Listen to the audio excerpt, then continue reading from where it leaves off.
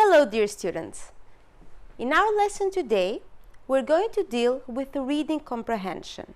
More specifically, we're going to talk about families, we're going to talk about friends, how they live together, their personality.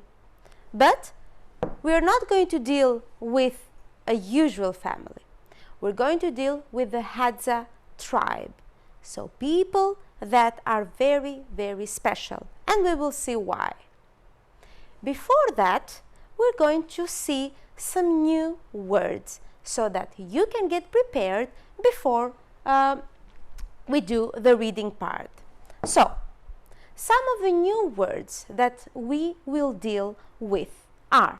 So, one of the words that we are going to learn is the word bow. So, bow is a long, thin piece of wood that the hunters use. So we have the bow and we have the arrow as well. So the hunter used his bow and arrow to kill the animals in the jungle. Another word that we are going to deal with is the word lean. So lean means thin. If somebody is lean, is thin, like the athlete. The athlete was a lean, strong and muscular young man. Let's move on. There are some other words that we're going to learn, like for example, what can you see? How is the hair? It is curly. So the girl has got curly hair. What means curly? Wavy, not straight, but wavy hair. Sue's hair is naturally curly. Attached to is another word or expression that you are going to deal with. That means connected to something. For example, she is very attached to her mother. Let's see. Native.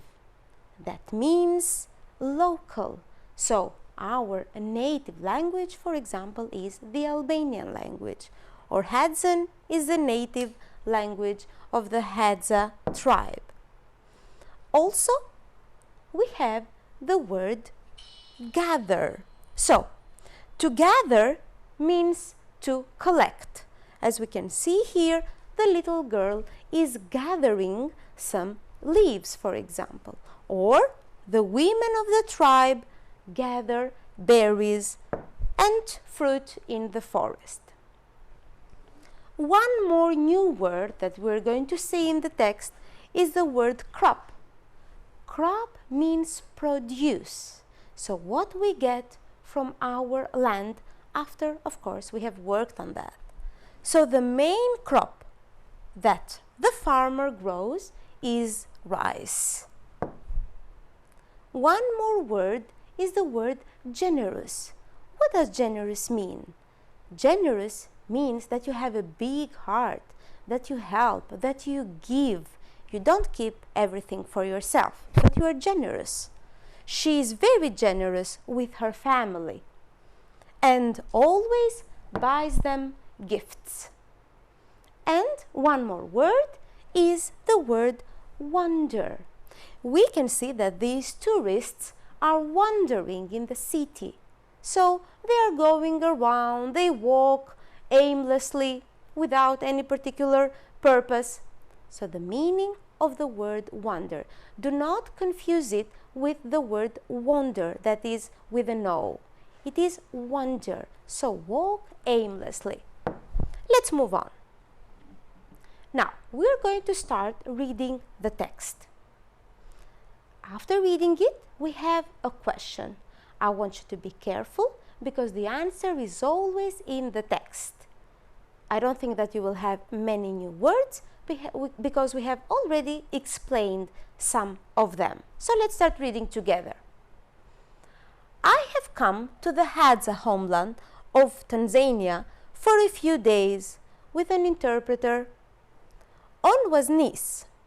I am thrilled to get close to the Hadza people. I am thrilled. I am really, really excited. I'm happy. They live in the extreme heat of the Yeda Valley, where the soil is poor, so the land here the soil is poor. Water is in short supply, so they don't have much water. And the bugs are terrible, and there are a lot of insects. They don't keep track of time. So it's not that they're thinking that time goes by very quickly. They don't really care. Hours, weeks, months, and years have no meaning to them. They have no crops, so no produce. It's not that they work on the land. No crops, we said. No animals and no houses. They live completely off what nature provides. So they get everything from the nature. That's why I'm here. I have come to meet these hunter-gatherers in person. So let's go to the question. What does the writer say about himself? He isn't enjoying his visit. Does he say so? He is happy to learn Hadzan. It referred to the language, but is he learning it? It doesn't say so. He is disappointed when nobody says goodbye. Did the text mention something like that? He is excited about meeting them. In the text, we read that he was thrilled to get close. So thrilled means really excited. So in order for us to find the correct answer, we simply refer to the text and find synonym expressions. Let's move on. After a successful night hunting baboons, we return to the camp. The women have gathered berries and fruit. So gathered, they collected. The tribe shares everything. They are generous and easygoing people. So generous, we said. They have a big heart and they are easygoing. They're happy with one another. With lots of free time. They come and go from the camp as they please and sleep whenever they want. So let's go to the question. How does the writer describe the Hadza in this paragraph? They are responsible. They are worried about the future. Do they really care about time? What did we read? They respect nature. Or they don't get upset easily.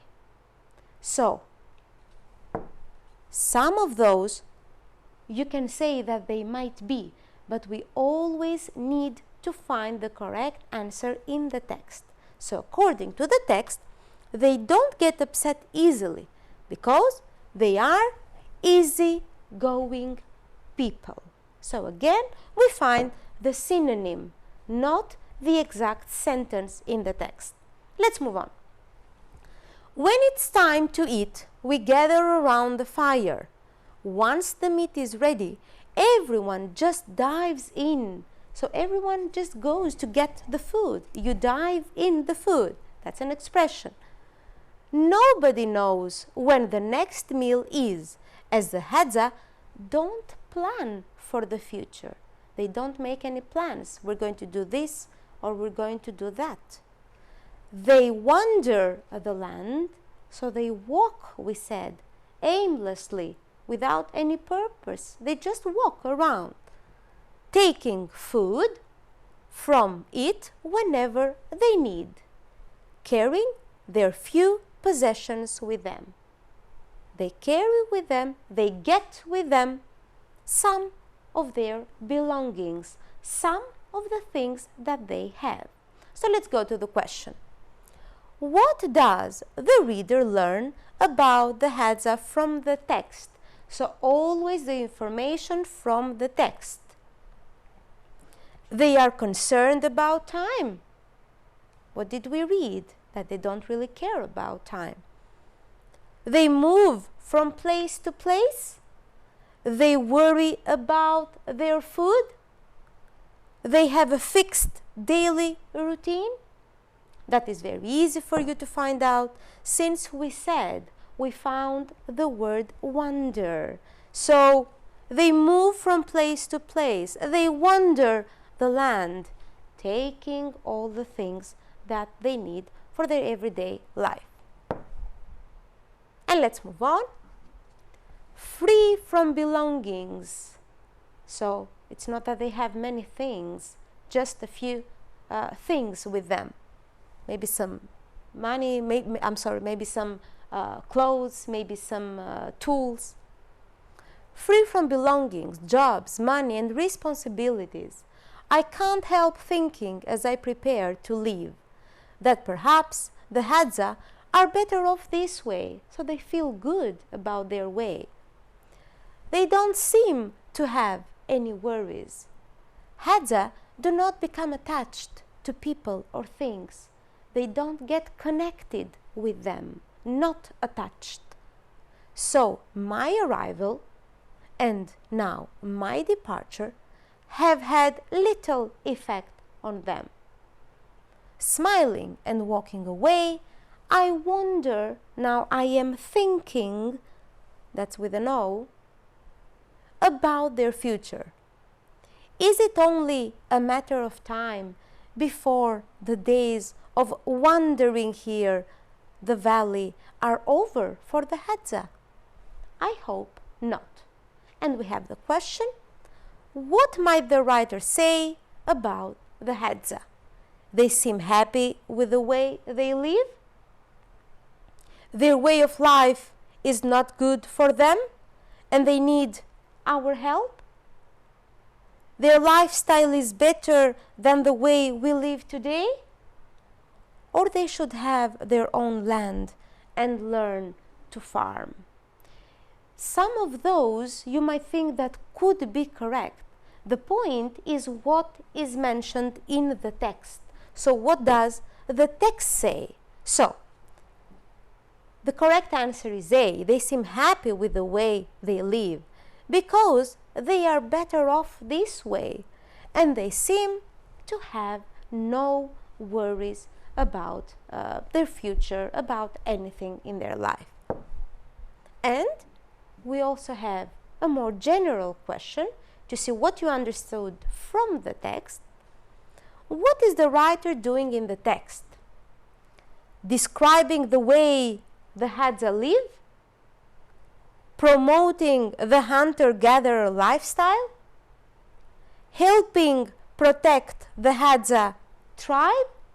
Or recommending a holiday experience? Now, from what we read from the beginning, it's easy, of course, for you to understand that the writer is describing the way that the Hadza tribe lives. And for homework, since now you know how they live, what they do, I would like you to imagine that you are spending some time with the Hadza people. And I would like you to write a few sentences describing your experience there. What you do, what you eat, how you communicate with these people. Thank you for paying attention. Goodbye.